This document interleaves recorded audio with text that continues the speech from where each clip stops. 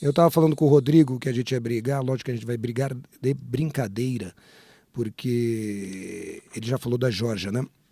E eu acho que o vinho laranja, na minha humilde opinião, é muito hipster por aqui, Por todo mundo.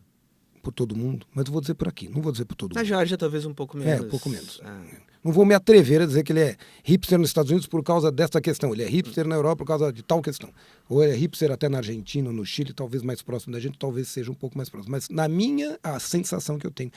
Isso não é eu não estou condenando por falar isso. Veja bem, não tem problema nenhum ser o vinho da moda. Por isso que a gente está brincando de hipster. O vinho do momento, o vinho dos mais jovens, o vinho daqueles que querem seguir um caminho alternativo para o vinho.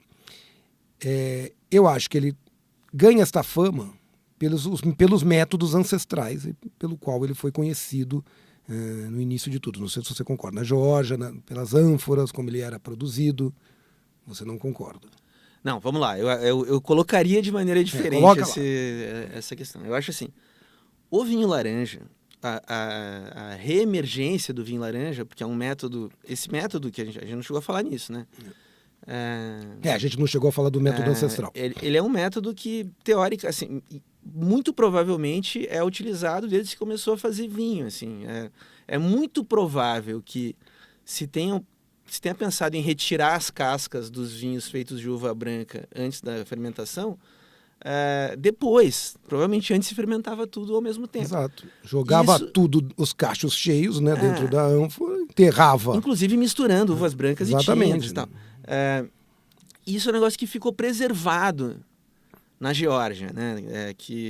Além de ser um dos lugares que tem registros mais antigos de produção de vinho, ainda tinha produção de vinho dessa forma. Não era mais, agora, no começo do século XXI, já não era mais a maneira mais popular de fazer vinho na Geórgia, mas ainda existia. Porque é engraçado, na leitura, na literatura sobre vinho, né? Cada hora a gente descobre alguma coisa, né? A gente está sempre aprendendo. Para muitos, o vinho moderno, o vinho que a gente conhece, começa a ser feito um pouco na Geórgia. Então, são alguns dos registros mais antigos que tem e tal. E lá eles usam justamente, é um método fascinante, assim, é muito bonito. Se fermenta em ânforas, que eles chamam de kelri, enterradas no chão, e aí pode dar umas... jogar as cascas para baixo para ficar mais intenso e tal, né? E aí, com a emergência do movimento do vinho natural, eu acho que vem junto uma ética, assim, né? E essa ética busca, primeiro,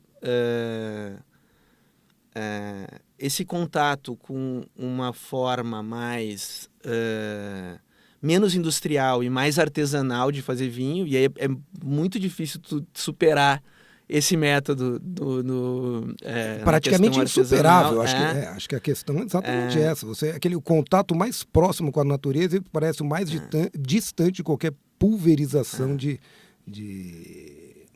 veneno. Isso. Então, junto com isso vem a ideia do vinho orgânico ou biodinâmico, quer que seja, que é outro método também que remete a uma ancestralidade, embora ele seja um método do século XX,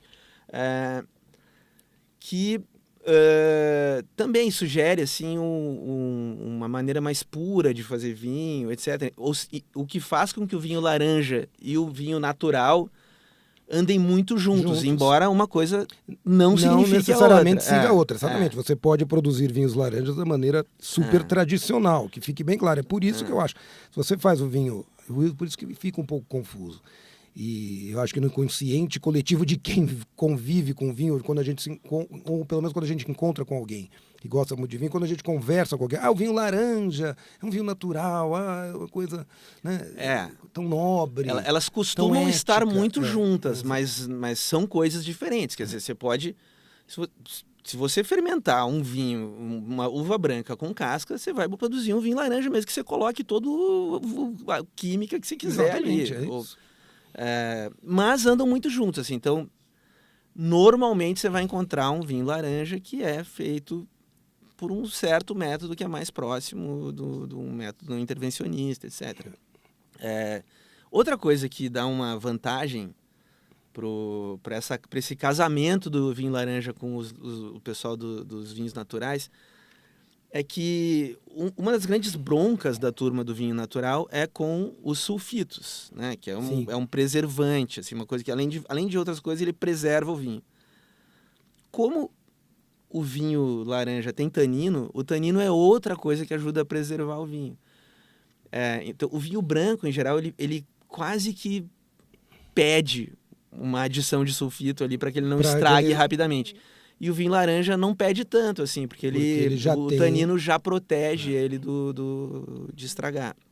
Então, ajuda. Se tu é um cara que quer produzir naturalmente, fica mais fácil. Mais fácil não, mas assim, é uma sinergia tu produzir um vinho laranja em vez de um vinho branco. Mas, para usar a palavra hipster que você está falando, eu acho que, resumindo, assim, eu acho que tem uma confluência de coisas, assim, né? Existe um movimento mais jovem do vinho que é ligado a essa coisa mais natural, etc., não sei o quê, e que foi adotado pela hipsteragem braba, e que tem uma confluência com esse negócio do vinho laranja, assim, eu acho que tem a ver com isso, assim. Qual